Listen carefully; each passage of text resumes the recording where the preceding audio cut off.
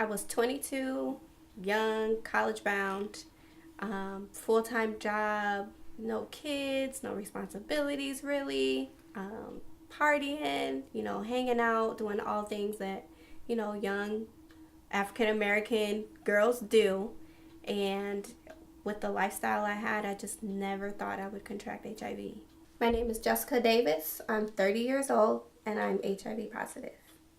I am from Zion, Illinois. It's about 45 minutes north of Chicago. Most people from Chicago know it because it's by Six Flags. I was born and raised there, and I graduated from high school there in 2005, and I went straight to college. After high school, I went to Southern Illinois University in Edwardsville, which is in Southern Illinois. So talk to me about what your life was like at the age of 20. At 20, I had decided to move to Georgia. I attended SIU for like 3 years, and I had an opportunity to visit Atlanta. I stayed for like a week, and when I came back to Illinois, I decided that Illinois wasn't really where I wanted to be. So I moved back to Georgia. I had godparents there at the time. That was it. I didn't have any other like immediate family. All my family was still in Zion, Northern Illinois, however you want to say. So I moved in 2008, June of 2008. So I would have been going into like my junior year of college. Talk to me about what made you want to make the move from Illinois to Atlanta. I was loving the weather first and foremost. I was kind of tired of the cold. It was a different culture being down south versus being in the Midwest. I just felt, I guess, more comfortable down there. I was offered a full-time job, and it was like my first full-time job, so I had an opportunity to make money.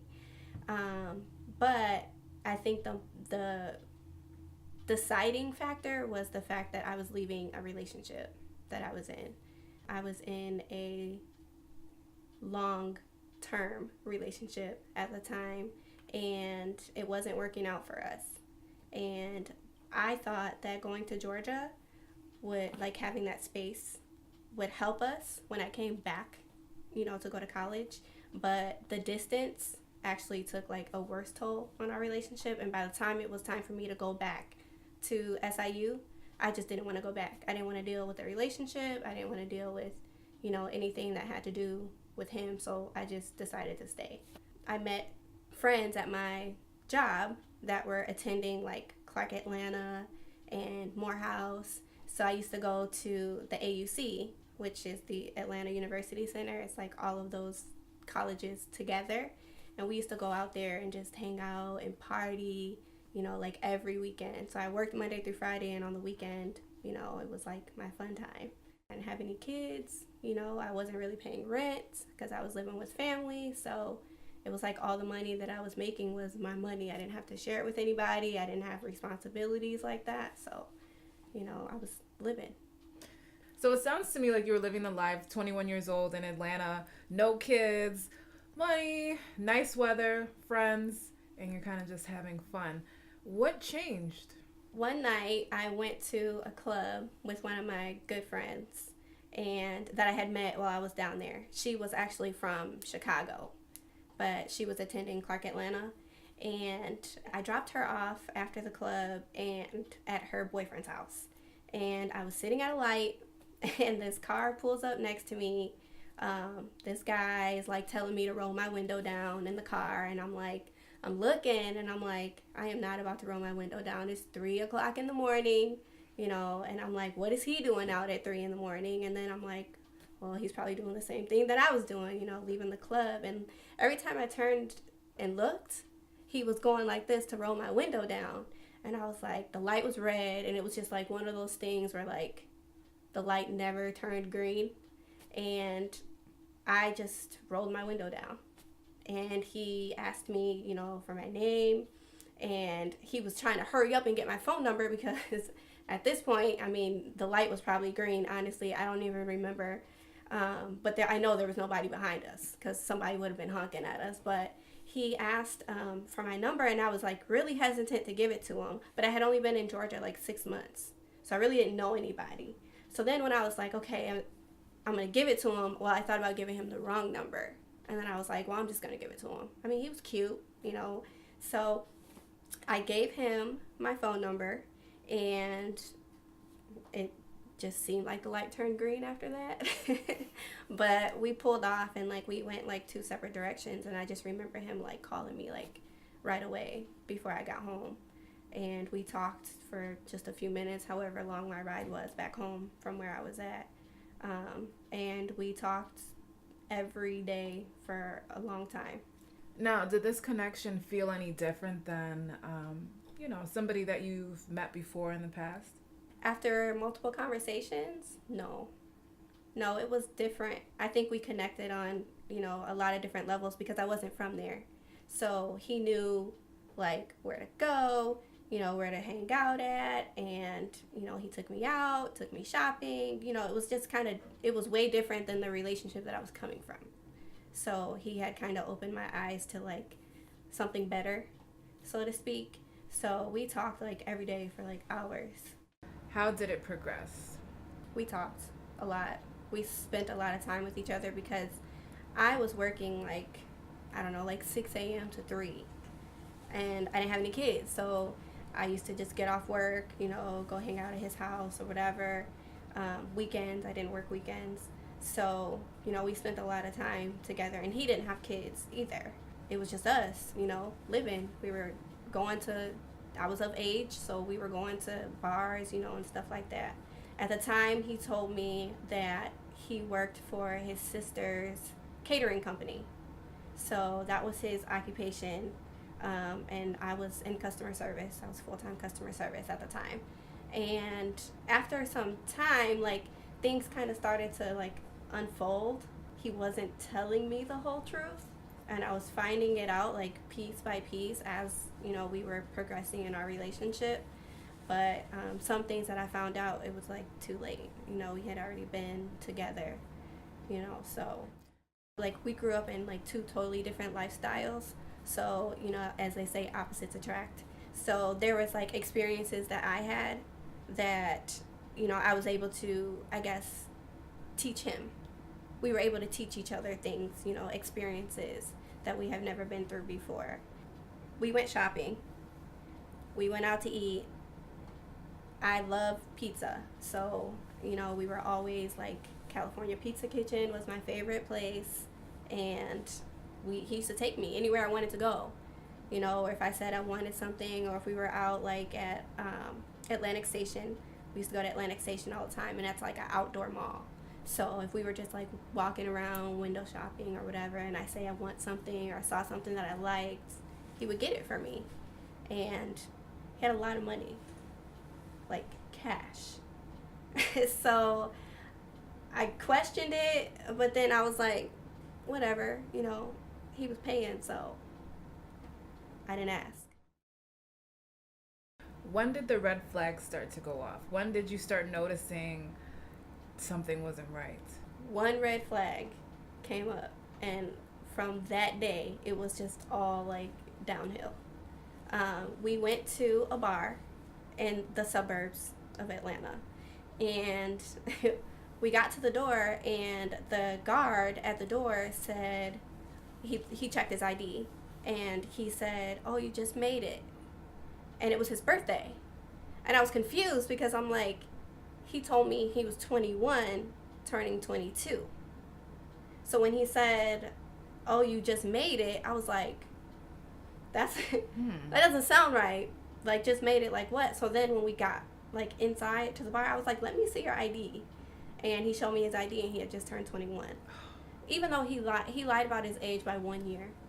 I was 21 at the time, so, he told me he was 21, but he was 20. And then it all started to make sense because when we were going out, like, to the bars, he would give me the money to go get the drinks.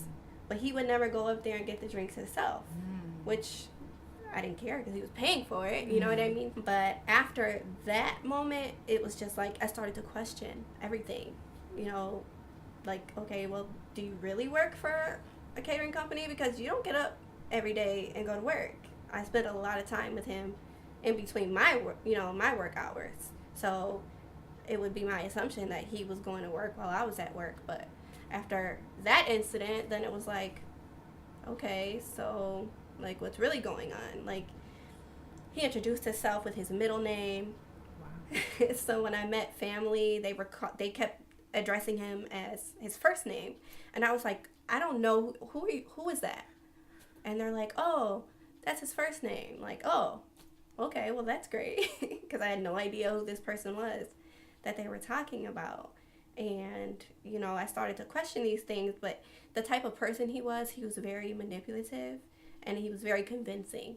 So if I asked him something, he would tell me, and he would explain it very thoroughly in a way that was hard to question like a second time. When did you start thinking that this wasn't the person that you thought he was? We got in a fight. We got in a fight, and it was the first time somebody had ever put their hands on me. And I just cut it off. Like, it just wasn't gonna happen for me. And I just stopped talking to him after that. For like, we didn't talk or text or call or no communication for like 5 months. So I just cut it off. Forget you too. Okay, bye. And that was it. We didn't talk for a long time. I mean, he's not a bad looking person. You know what I mean? Like, I'm sure it would have been easy for him to go and do the same thing to somebody else, be flashy with his money, buy drinks, buy dinner, whatever. I mean, I'm sure he was just like, whatever, I'll just move on. I dated after him, and 5 months went by, and he reached back out to me randomly one day. He just texted me. And I was like, who is this? By then I had deleted his phone number and everything. I was talking to somebody else at the time. And so when he texted me and told me who it was, I was just like, oh, hey. And he's like, we started talking again. He wanted to see me, kind of thing. And I was like really hesitant at first, but, I just gave him a second chance anyway. So when me and him had broke up the first time, I found a roommate. And we moved into like a 2-bedroom, 2-bath roommate style apartment, and we just couldn't get along. One day we both had just had it with each other, and we ended up fighting. After the fight, my lymph nodes had swelled like real bad. I was like, let me just go to my primary care to see what's going on, because she had bit me when we were fighting. And so I went to primary care, and he checked all my lymph nodes. So one was like protruding out of my neck. You could see it. But I didn't know what a lymph node was. I didn't know like where they were. So the doctor checked all of them. And they go like down the side of your neck and like in your groin and like under your arms. And they were all swollen from what my primary care doctor told me. He couldn't figure out why they were all swollen. So after visiting him like 3 times, he referred me to an ear, nose, and throat doctor. He sent back for me to come back, I think like a week later. Went back. The one that was protruding had gone down, but the ones that, obviously only a doctor would be able to tell was swollen, were still swollen. So he told me to come back again like 3 weeks later. I'm Googling like swollen lymph nodes or whatever. And I'm like doing the research, like it's just crazy stuff that pops up. Like, you know how it is when you research on the internet. So then I'm looking at the symptoms, like flu-like symptoms or, fatigue or whatever it may be. And I'm like, no, it wasn't nothing. So when I went back and he said he couldn't figure out what it was, he was going to have to send me to a specialist. I still was kind of like, I just had a fight. Like, this can't be like that big of a deal. Did you have any of the classic symptoms, fever, night sweats, anything like that? No. So you felt perfectly fine? I felt perfectly fine. So he continues to try to diagnose you, and he can't figure out what the diagnosis is? Right. Because he was a primary care. He didn't have like a specialization like ear, nose, and throat or HIV or internal medicine or anything like that. So he referred me to someone that did. So when I went to the ENT, he did like blood tests, and I remember him looking in the back of my throat, And after he did that, and he said, well, it looks like, HIV, but it could be lymphoma. We're going to have to send the blood work out and schedule you for a biopsy. Like, what? So I let them, I let him do what he needed to do. And when I left, I was back doing my research. Like, okay, well, if it's HIV, it was like flu-like symptoms, or, like you said, like sweats and fatigue, things like that. And I didn't have any of that. I didn't have anything. I felt like completely fine. And so then I'm like, okay, cancer, right? Lymphoma. So I'm like looking for symptoms of such, and like there was nothing. So then I was still convinced that it was nothing. So when he's sitting in the doctor's office, he just casually says to you it's either HIV or cancer. What's going through your mind at that point? I was kind of like, no way. But I needed to do the research myself, because if it was, A or B, like, shouldn't I be feeling something? Shouldn't I be feeling a kind of way, or something? And so I wasn't really like worried about it until I left and I was able to do the research.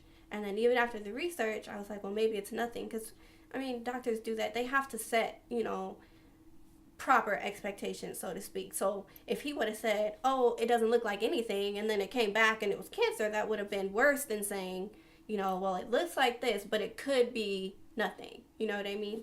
So I think he did his part, and, kind of straying in the middle. And then when I went in, for the surgery, he sat me down and told me that my blood test had come back. And he said there were some positives.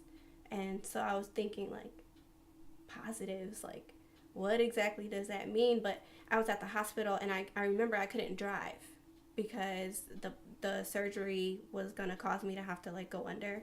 So I wasn't going to be able to operate a vehicle when I woke up. So I had my godparents with me. And so when he sat me down and said that there were some positives that came back on my test, I asked my godparents to leave the room so that he could tell me what those positives were. So when my godparents left the room, he told me that my test had come back positive for HIV. And I just sat there.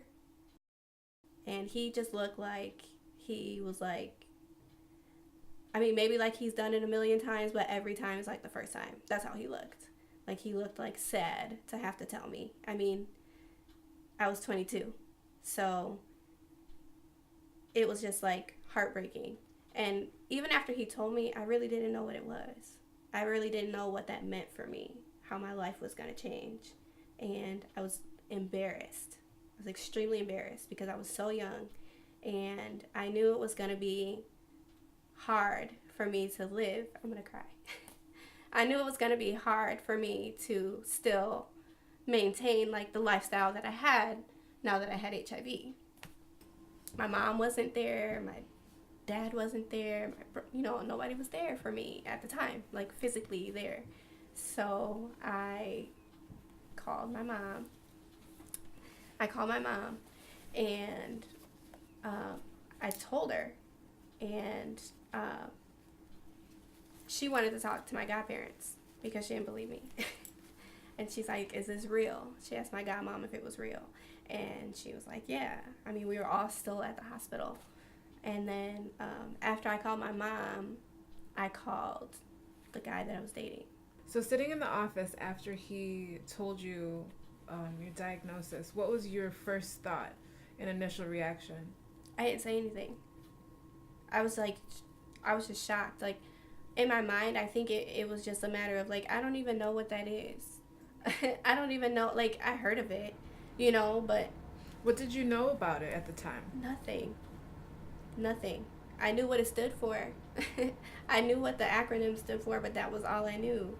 I knew it was, it sexually transmitted, right? But there's other ways that you can get the virus. Well, I didn't know that at the time, and it was just like, I knew that I had a lot of research that I had to do because I had no idea what that meant for me now. and how my lifestyle was going to change. I mean, even when it came to like me telling like close friends, I think a lot of people just don't know what to say. Like, what do you say? Like, oh, the doctor just told me I have HIV. You know, it's like, what do you say? I'm sorry. You don't know what people want to hear, what they don't want to hear, how they feel, how they're going to take it. So you want to be careful. You know, you want to tread softly because it's a sensitive subject, especially for somebody that's 22 with no kids, full-time job, and now I have HIV. So, you know, how do you adjust? There was no easy part in accepting the fact that I had HIV now. It just wasn't easy at all. To tell the person that I was with, you know, at the time, that was hard too. I mean, I told the guy that I was dating at the time, and I asked him to get tested. And I said, if you test negative, you know, I don't want to pursue this relationship anymore because I can't be liable. I didn't want to be liable if something like that would happen to him because I just found out how it felt, you know, to test positive, and I wouldn't wish that feeling on anybody. So he like went off, you know, well, that's not fair, you know, I still want to be with you either way, you know, this and that. And at that point I'm like, wow, like he really loves me, he really cares about me. And a couple months went by, and he said he went and got tested, and his test came back positive too. And so then I'm like, okay, well, we're in this together. So you let him know about your diagnosis, and he was like, it doesn't matter, we're going to be together. Right. And you guys go on living and dating, and then he gets tested, and he tests positive as well. And then you guys just decide, okay, so we're both positive, we're going to stay together and continue to live. So what changed? He was cheating. She called me, one of the many women that he was sleeping with, and told me that they were sleeping together. They had been together like 6 months, and how he had just dropped her off that morning in some green car. And I was like, that's my car. And I had been positive, I want to say like 6 weeks. It wasn't a long time. And I remember saying, oh, well, okay, he lives here, you know, and I just tested positive for HIV. And she was like flipping out, crying and stuff like that on the phone. And, you know, I think in my mind, I shouldn't have done it. I shouldn't have done it because I was just angry, you know, and I know what it felt like to be told that I had HIV, but I did want her to know, you know, in case they were engaging in unprotected sex and that she was at risk, you know, or whatever. So he would tell me that he needed my car, you know, for whatever reason when I was going to work. And I would let him drop me off at work, come back and pick me up. Well, the whole time, he wasn't using my car to go look for work or anything like that. He was picking this girl up and spending all day with her and taking her back home and then coming back to my house, you know, after picking me up from work and sleeping with me and then doing the same thing the next day. And I dealt with this girl for like 8.5 months. Just the back and forth. And it was really hard for me to let him go because I had HIV and he had HIV. So I'm like, we're in this together. And I took him cheating on me. I knew he was cheating. And I just dealt with it. There was nights that I made dinner that he would say that he's gonna, you know, be home or whatever. And he wouldn't come home. And she would post on her Facebook like, oh, so-and-so surprised me, picked me up from work. And at that time, he wasn't in my car. He was using like his sister's car, you know, or some client's, you know, car, something like that. And I would just be like crying at home, alone, dinner cooked for 2, and I'm just sitting there by myself. And then he would pop up the next day like nothing happened and have some excuse. Oh, she's lying. I wasn't with her. I was doing this. I was doing that. He wouldn't answer his phone. I would like blow his phone up and he would text me. And I would be like, why can't you answer the phone? But you can text me, you know? So I dealt with that for so long, so long. And it was just like, if I could turn back time, I would have never gone through that. Had I known what I know today, I would have left him. I would have left him high and dry. But at the time, I just didn't think it got any better. So I dealt with it. Did you know where it came from at this point? Yes. So did you figure that it was your ex that was in Illinois, or was it your current partner in Atlanta? So I figured it was my current partner that I was with. Did he ever admit to it? Not for like 2 years. How did you feel knowing that he might be the one that exposed you? Did you guys ever talk about sexually transmitted diseases before all of this happened? Yes. And yes. How was he in those conversations? So he told me that he got tested and that he was good, and it's just like, okay, I get tested obviously every year, as women, you get PAPs and things like that. And I just took his word for it just because of the kind of person that he was. And I shouldn't have. I think a lot of people get to know somebody and you get to learn somebody and you get to trust somebody. And it gets to a point where everything they say is kind of golden. And it's like, oh, they would never lie to me. Oh, he would never cheat on me. But then the reality of the situation is he will lie and he will cheat. And he did. And it slapped me in the face so many times. And still, I stayed because I had HIV. How did you feel when you found out that he was unfaithful after the diagnosis? I was extremely hurt. I was extremely upset because I was dealing with so much. At the time, I kind of felt like, how could you give your attention, to somebody else when we're both going through this, and does she know, because at that point, his status was positive. So I'm just wondering, like, are you telling, because at the time, it didn't seem that people were so accepting of HIV and AIDS. It was fear. It was a fear of, like, rejection. I just didn't want to do it. I didn't want to go through it. So I dealt with the relationship that I was in. So when you asked him if he had it before, what were those conversations like? He was just denying it? And how did that make you feel as far as just trying to figure out where it came from? If he's saying that he didn't have it and you're saying that you only got it from either him or someone else, what was your mind? How did you wrap your mind around that?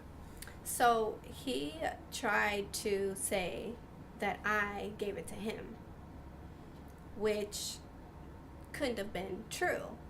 So I think he was just trying to cover up, what really the reality of the situation was, which the reality of the situation was that he was born with HIV. And he never told me. He never disclosed his status to me. Never. Not one time. Never hinted. I had never seen him take medication. As much time as we spent together, day and night, living together, I had never seen him take anything. So it was just like, when he told me at the beginning that he had been tested and that he was good, yeah, I believed him. We were together.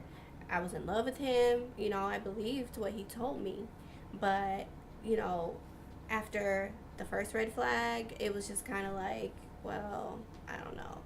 How did you find out that he was lying and that he was born with HIV? A family member of his told me by accident.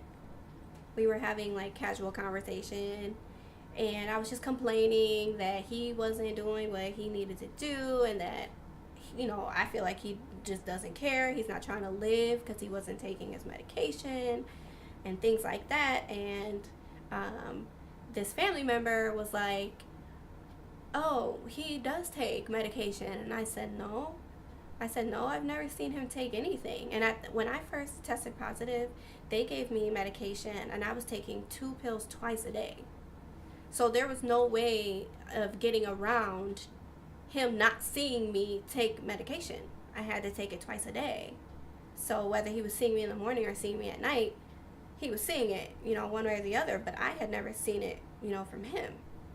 And so he said well, he probably hasn't taken, this is the family member, he's like, oh, well, he probably hasn't taken it since he was 17 or 18. And I'm like, 17 or 18? I mean, we were 22, going on 23 at the time. So actually, I was 23 because I had been positive almost 2 years before I found out he was born with it. So yeah, he was like, well, he probably hasn't taken it since he was 17 or 18. And I said, well, he told me that he didn't know that he had HIV. And he said, no, he knew, he was born with it. So that was a shocker. So shocker number 2, outside of testing positive, I had to deal with the fact that the person that gave me HIV knew that he had HIV from day one. From the day that he told me to roll my window down in that car. Like, from the day he first laid down with me, from the day he moved into my house, like, it's just all these things. Like, how do you wake up next to somebody every single day and know that you have HIV and this person has no idea? And you just go and just live. You go out, you cheat, you do whatever you want to do, and then you just come home. Like, it's nothing. And he denied and denied and denied. And then I think I finally threatened to sue him. I mean, technically, it's legalities, behind all of that. But I think I threatened to sue him, not even knowing what my legal rights were with having HIV. But hell, I knew I had some kind of rights somewhere. And I said, if you don't tell me the truth, I'm going to sue you, and he told me. He told me he doesn't like to talk about it. It had to do with his parents and things like that. And I just lost it. I lost it. And he was in jail at the time for domestic battery. So we were having this conversation on however many minutes you get to talk to somebody in jail. So, and it was just like, you get this, you have 60 seconds or whatever. And it was just like, it was just so much going on at the time. And I'm like, that call ended. And after that, it was like, no more money on the phones, like no more money I didn't want to talk to him. I didn't want to see him. He finally, when he got out, I think I was in Georgia for like 5 more days. At that point, I had decided to move back to Illinois and pursue my degree, finish my degree. And he came knocking at my door, and there was boxes everywhere. And he was like, where are you going? I'm like, I'm out of here. I didn't have a support system that I needed in Georgia. Like, I had my godparents, and they were very supportive. They were there from day one. But my family was here in Illinois. And,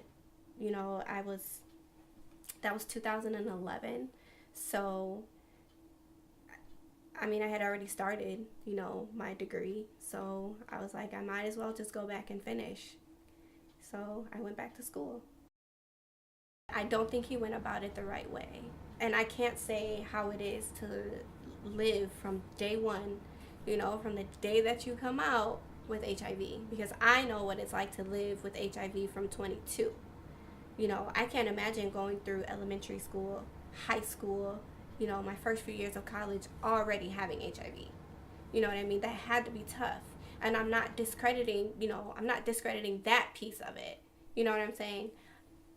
I'm discrediting the fact that he didn't disclose his status before engaging in unprotected sex. If you're scared to tell, don't have sex. You know what I mean? Like, don't engage in these activities if you cannot disclose your status. Because essentially, it could come back to you tenfold. If you come across the wrong person, that's going to take it to the police or whatever, like, that's it. I mean, it's not okay in society. It's not legal, to just expose people to HIV and just live. Like, you can't do that. Do you think that he exposed other people and infected other people? I absolutely do. Yes. How does that make you feel? It's why I do what I do right now, because I can't control his behavior and I can't control what he does or doesn't do. And when I tried to go to the police, and things like that, people didn't take me seriously. It wasn't taken seriously. Not like it is now, and it's just like I wish, back then that they would have taken me seriously, because now there's probably other people, that are going through exactly what I went through. And I feel like, I could have stopped that, some years ago, but I really didn't have the chance. I really didn't have the chance to. It's like people, the one thing that people ask me all the time is why I didn't put him in jail. And when you're 22 and you test positive for HIV and you're with somebody and you feel like nobody else in the world is going to be with you, your first thought is not going to be to put that person in jail. It's not. I mean, people can say it to the blue in the face. I would put him under. I would have done this. I would have hurt him, things like that. But really, when you're sitting on that hospital bed and that doctor tells you that you have HIV, your first thought is not going to be, I'm going to kill him. It's not. I promise you. You know what I mean? It's going to be a plethora of things that you're going to think about, and probably the first thing is where it came from, because nobody is excluded. You know what I mean? Married, not married. Just because you're faithful doesn't mean your partner is faithful. That was my situation. You know what I'm saying? So, he was wrong. And to this day, he has not apologized. And I think that if I got the apology that I think I deserve, that I would have more closure to my situation. But me advocating brings closure to my situation, because I didn't get that apology. I didn't get that, I'm so sorry that I flipped your whole life upside down at 22, and now I'm 30. So it's like, do I look for an apology still to this day? No, I'll never get it. But I don't want anybody to, go through that. If I can help it, I just want people to know and understand that it's not going to miss you for any reason at all. You have to take it upon yourself to be responsible. Where is he now? Where is he now? What happened to him? I'm not very sure. We don't really talk, at all. We still talk for a while, after the fact. But I have no idea. I don't know what he's up to, what he's doing, where he lives, anything like that. I just try to focus on what I want to do and where I want to go, with all of this. And I think that if he would have taken the steps that I took, that it would be a lot easier, on him. But, you can't make anybody do anything that they don't want to do. And like I said, I don't know what it's like to be born with HIV. And I know that has to be challenging, like very challenging, going through school and dating and things like that, at such a young age, and having to tell somebody that you have HIV, but I don't think that it's fair that you put that on somebody else now, because you knew how that felt, and now you put somebody else in that same exact position. So what he did was so horrific and horrible for not just letting you know. Do you feel that he's a bad person for this, knowing the person that he is and knowing, I guess, his circumstance and being born with it? Do you think it was destruction, trying to destroy? What do you think about this? I wouldn't say he's a bad person. I wouldn't say that.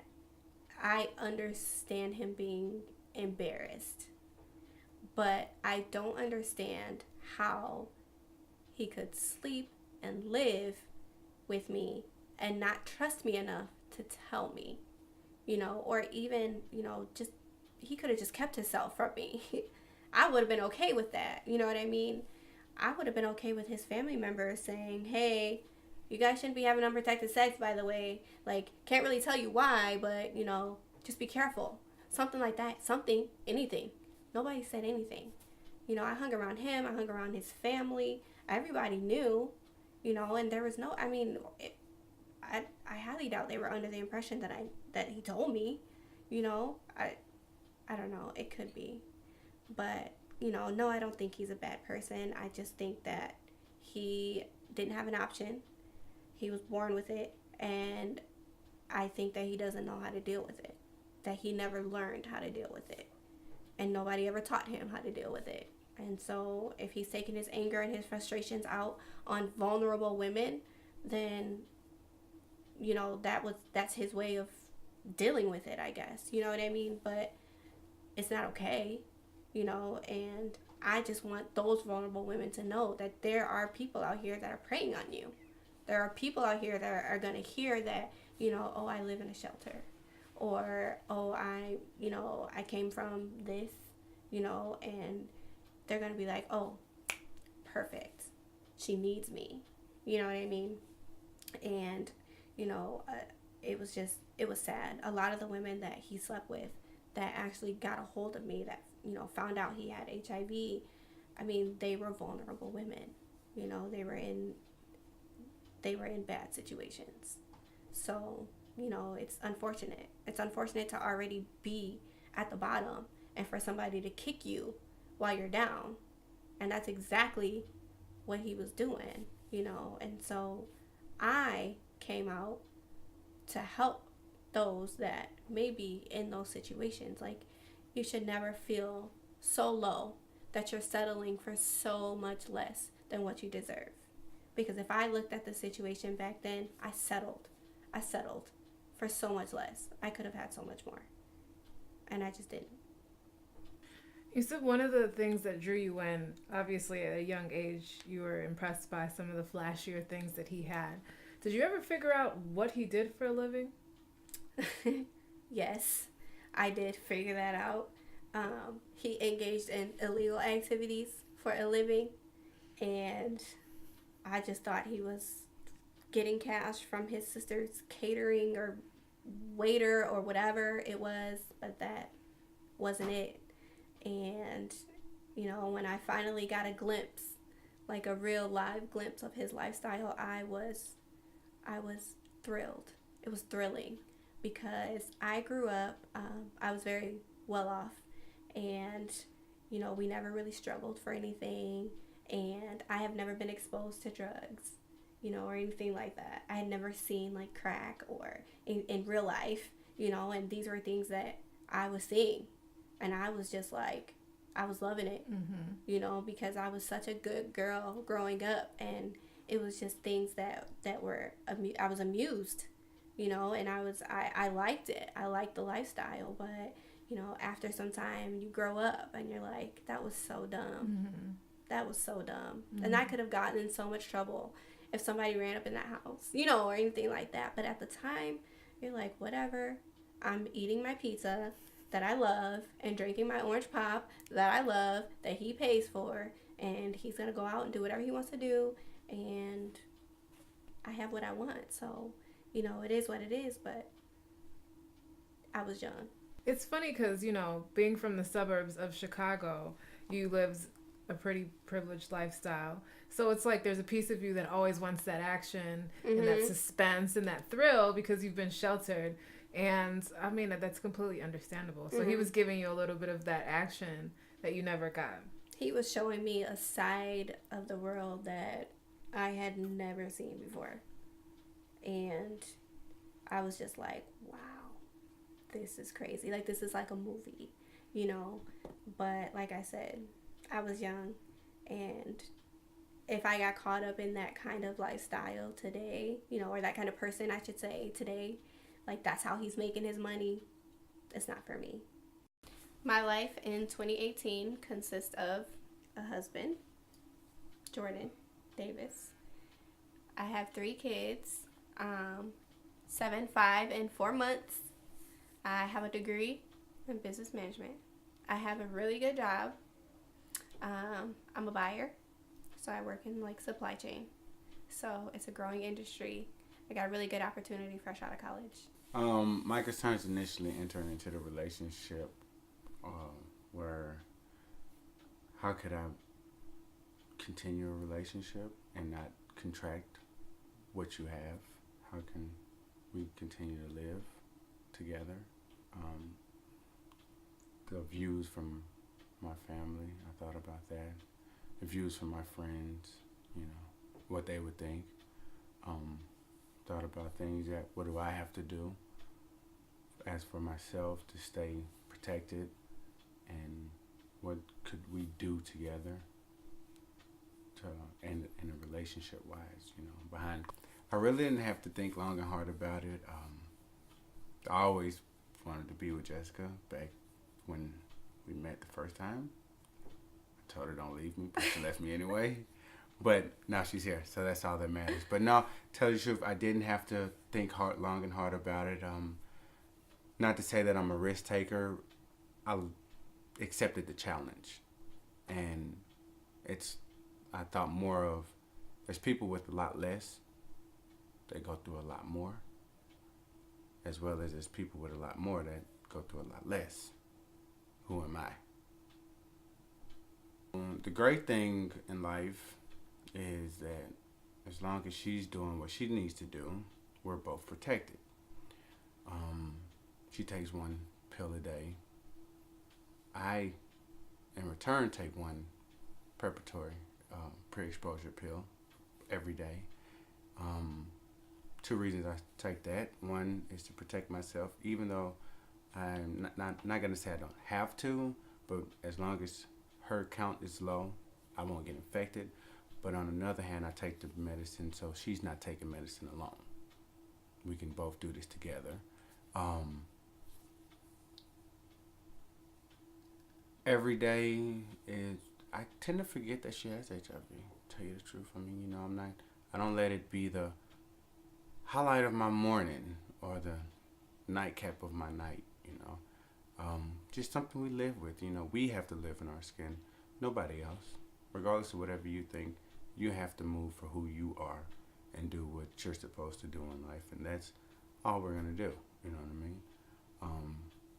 As far as somebody else looking in, wanting to know, or somebody else going through what we're going through, be cautious. And all you do, be cautious. Always think before you move.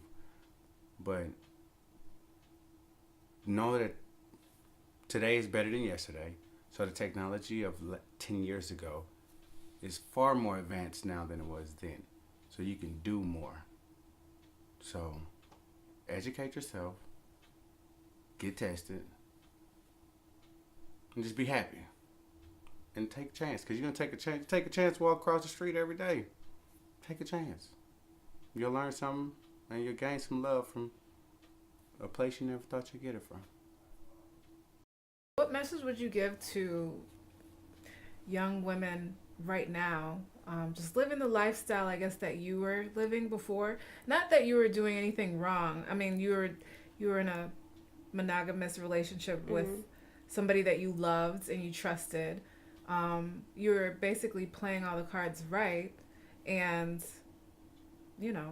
life happens. What would you say? What advice would you give to just young girls out there right now? Be careful. Don't trust everybody. Everything that glitters ain't gold. I mean, they say money makes the world go round, but money got me in a lot of trouble. And I was so stuck on the high life, and I was so stuck on experiencing things and having things that I never had before that, I didn't really pay attention to the things that really mattered, like HIV, or any STD, for that matter. You know what I mean?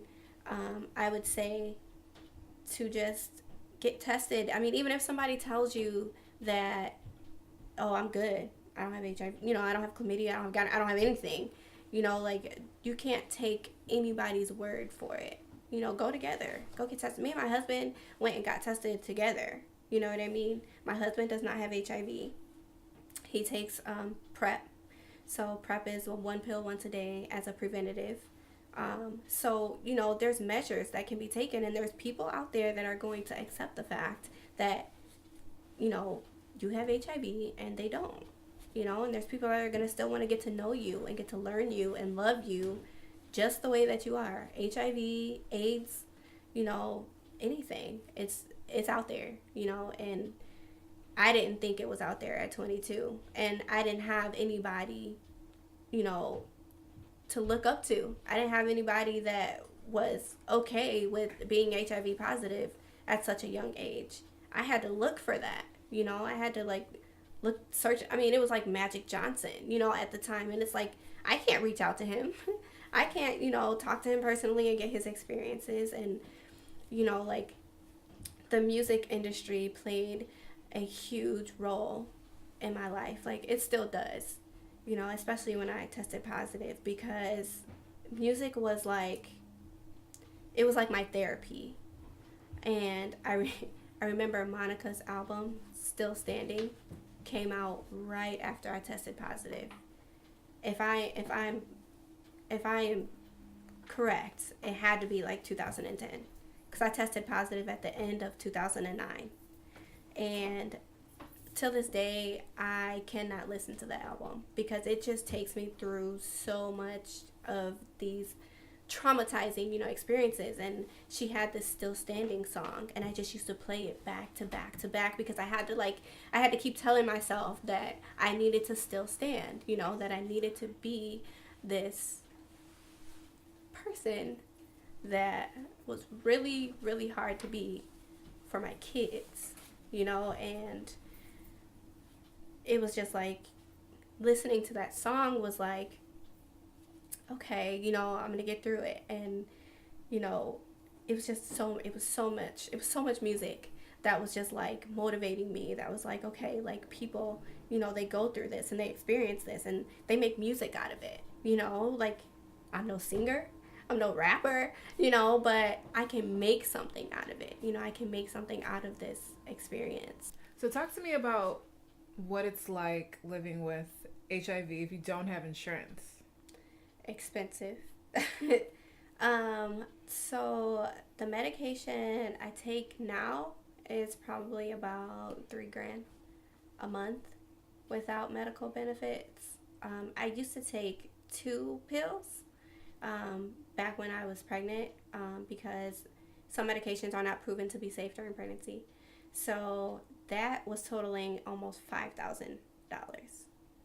So without medical benefits, it's so expensive.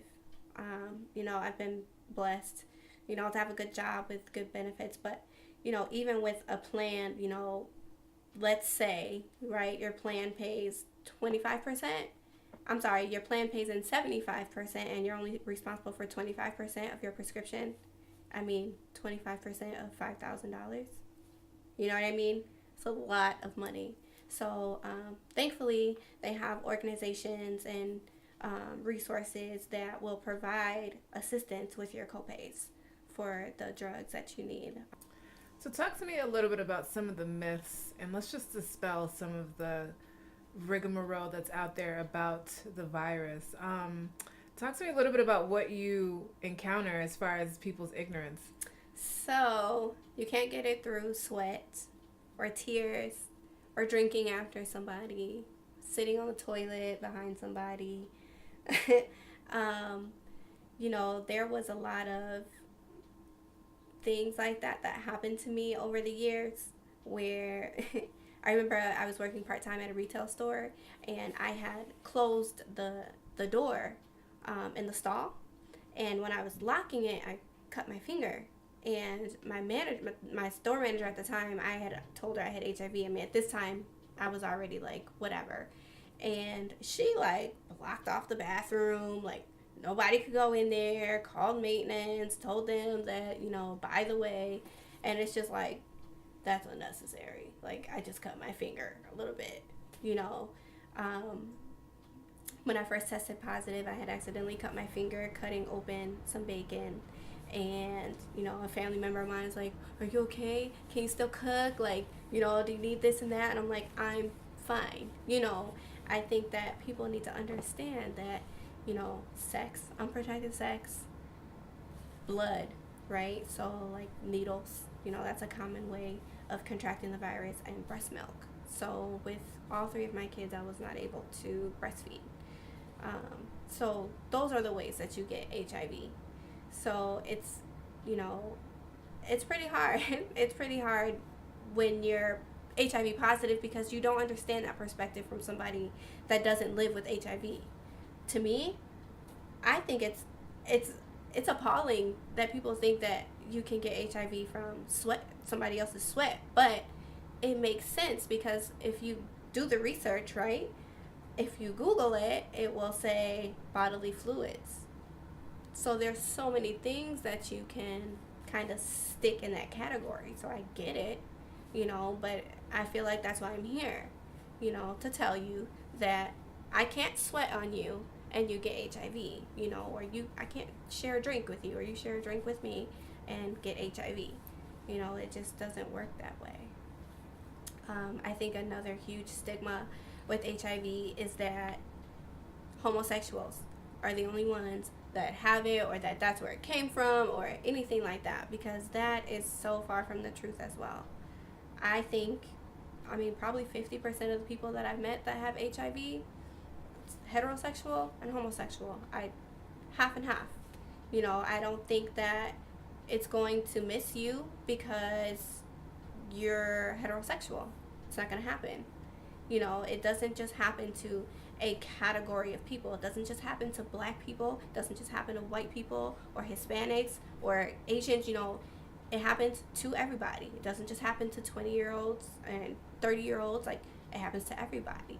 HIV is actually, the rate is going up in nursing homes. You know what I mean? So it's like people are out here having unprotected sex regardless of their age, right? Because we have a lot of people that are very young that are having babies these days, so just know and understand that it's not going to miss you because you have $1 million, and it's not going to miss you because you broke, or because you have $1 in your pocket.